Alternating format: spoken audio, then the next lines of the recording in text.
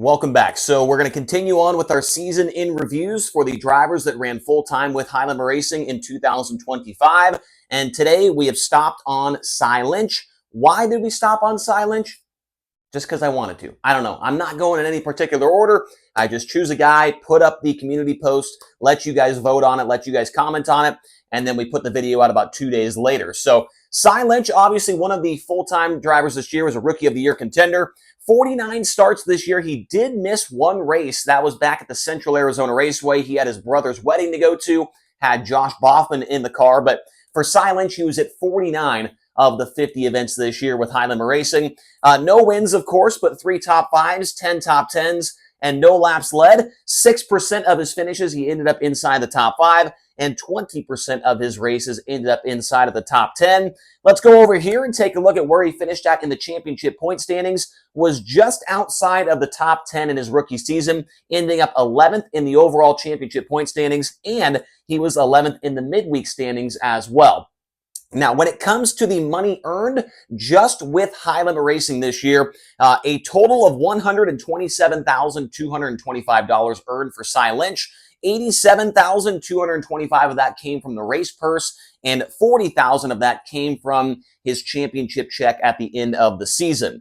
He was 21 points behind Brenham Crouch for 10th in points, so he was very, very close to getting into that top 10, but he was also only 39 points ahead of his fellow Rookie of the Year, plus 39 back to Chase Randa, who ran 12th in points. So it was pretty close between Crouch, Randall, and Lynch there towards the end of the year. All those positions could have easily changed around if one of them had a bad night, but that's how it ended up there. Crouch, then Lynch, and then Randall, 10th, 11th, and 12th. Lynch using 3 provisionals this year to make features that he was not able to qualify for out of the heat race or the B main. And he had 6 DNFs. That is something that if he does come back next year, he is going to want to have to clean up. And most of those DNFs coming towards the beginning part of the season, which over here, when we get to the bottom right portion of the board, or bottom right for you guys, you'll notice that his worst stretch of the year is where a lot of those DNFs came in at. His best finish of the year was a pair of third-place runs, one of them coming at his home track of Lernerville Speedway, and the other was at the Lucas Oil Speedway late in the year. That third at Lernerville, he was running second on the last lap, did get passed by Tanner Thorson on the final corner, so almost a runner-up finish there for but a pair of podium finishes this year in his Rookie of the Year season. SprintCarRatings.com has him as the 69th best driver of the year according to their ranking system, as opposed to last year where they had him as the 65th best driver. So moving down a few positions there in the SprintCarRatings.com ranking system. His prediction from me at the beginning of the season, I had him somewhere between 12th and 14th in points, and somewhere between 10 and 12 top 10s. So I missed out a little bit on the points prediction. He ended up 11th instead of 12th to 14th, and I hit the nail on the head there with the top 10s. 10 to 12, he ended up having 10 top 10s total this year. His best stretch of the year came at the very end of the season, races 44 through 48. So about a 4 or 5 race stretch there. He had 3 top 10s and that podium that I mentioned earlier at the Lucas Oil Speedway. His worst stretch was right there at the beginning, and it's really no surprise. A guy trying to make it through his first, year on the road full time is going to have some struggles at the beginning of the year. Very, very similar to what we talked about with Dason Pursley during his season in review a few days ago. No top 10s in that 15 race stretch. His best run was 11th on 2 different occasions during that point of the season.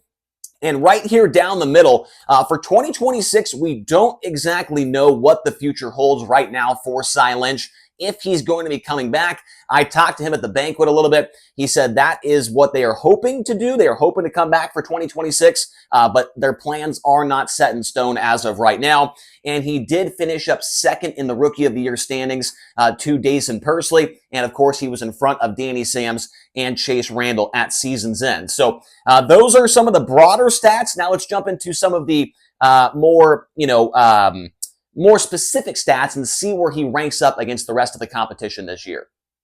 All right, second portion of the video is now on the board. The average finish this year for Lynch was a 14.1, which was 10th best with the series this year out of the 13 teams and drivers that ran full time. So obviously towards the back half of the roster there. When you're 11th in points, that kind of makes a lot of sense. His average start in the feature was 12.3. That was 8th best with the series. And his average qualifying was actually very good, 9.7, which was in the top half of the series at 6th place overall. So 9.7, that was definitely a strength of Cy Lynch this year, was qualifying. His dash appearances, 13 out of a possible 37 dashes for Cy Lynch this year, which was tied for 6th best with the rest of the drivers. Did not have any dash wins to talk about here in this video. Hard chargers, he had 3 of those.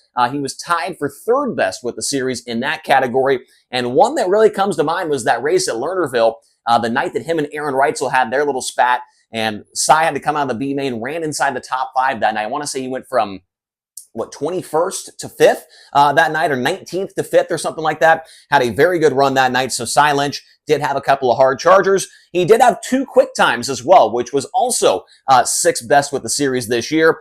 B main event appearances, only 8 of them, which 8 is a lot, but when you compare him to some of his other Rookie of the Year counterparts, it's really not that bad. He was also 6th in that category for having the least amount of B main event appearances. Heat race wins, he had 9 of those. He was also 6th in that category. So 6th, 6th, 6th, 6th, 6th, and that's all the 6s he gets. But still, in the top half of the series in a couple of these stat categories. Top 5 efficiency, if you don't know what that is when he starts in the top 5. Does he also finish in the top 5? He started in the top 5 times. He finished there 2 times. That is 40% of his starts. Inside the top 5, he stayed there. That was 10th best with the series. His top 10 efficiency is the same exact thing, but inside the top 10. 19 top 10 starts, only 6 of those times he ended up inside the top 10 at the finish line. 31% of his top 10 finishes, top 10 starts ended in the top 10, and that was actually the worst with the series. So that was something that maybe for next year, Cy Lynch needs to try and work on. When he starts at the front, he does seem to struggle to stay up there, which also goes hand in hand with his plus minus, which was minus 82, which was the second worst with the series at 11th. The only driver that had a worse plus minus than him was Dason Persley at minus 96. And so for Cy Lynch, it was minus 9 or minus 82. Races where he was going forward with a positive plus minus. Out of 49 races this year, Cy Lynch went forward in 19 of them. That was also 11th best with the series, so second worst out of everybody. But something that was very good for Cy Lynch was his average finish from the first half of the year was 17.0. His average from the second half of the year was 12.1. So from the first half to the second half, he improved his average finish by almost 5 positions, which did give him a $5,000 bonus at the end of the season during the banquet for being the most improved driver overall in the series, which was a $5,000 bonus. So that is something that you could tell that he was getting better and better as the year went along. I think these 2 quick times came at the second half of the year as well. So everything was improving for Cy Lynch during that second half of the year, which you do expect from a guy on his first, year of doing this type of thing. And then when it comes to the community grade, we put up a post on the community tab, 404 votes. And all the votes go on A, B, C, or D, and F. And this is what the channel voted for. A, 2%. I'm not sure. I don't really see an A grade here for Cy Lynch. I don't think that he would give himself an A grade. But 2% of people, they must be really big Cy Lynch fans, and they wanted to give him an A grade. B, 28%, and most of the vote did go to C for 63%, and D to F went to 7%, which I do think is a little harsh. I would say C grade is about right there. I think that Cy Lynch was hoping for a few more top 10s, maybe a few more top 5s. But as a rookie, you're not expecting to win a race. He did get close a couple of times, had some solid runs, qualified well. I think if Cy Lynch did come back for year 2, I would expect to see him in one of these 2 categories here. But for this year, I do agree with the community, a C grade for his season in 2025. Now, a couple of comments from that community post. We always like to start off with a channel member. Ryan Showalter, having seen some of his runs prior to joining the tour, I had high hopes. In the end, his run was a solid average for a rookie on a national tour. Definitely agree with that one. Christopher Habishaw, he struggled early on, but seemed like he was getting his footing at the end of the year, which does make sense with this stat right here, improving by 5 positions towards the end. Blitz Blitz Evans, 4.273. He was improving towards the end of the season, and hopefully he carries it into 2026. Christopher Relkers, from where he started with both experience and performance, he sure showed up down the stretch. They definitely found speed. Now that they need some finish, or now they definitely found speed. Now they need some finishes. Hope he comes back next year. Definitely agree with that one. And let's finish things off with Steve Voles Steve Voles 2.472. He struggled first half of the season, but could have a good run next year. And so kind of everybody in the comment section also mentioning that the first half was a struggle. The second half, he got better. And that was definitely showing here on this board as well. So thank you to the community. I'm going to be putting up another post for one of these season reviews here coming up in the next couple of days. Stay tuned for that. Make sure to cast your vote and get the community grade going here in this video. So thank you all so very much for watching. Hopefully you enjoyed this video. Make sure to leave a like. Hit the comment button as well and leave your thoughts on Cy Lynch's season, and hit subscribe as well. We'll talk to you guys again here soon on the Rodman Rundown.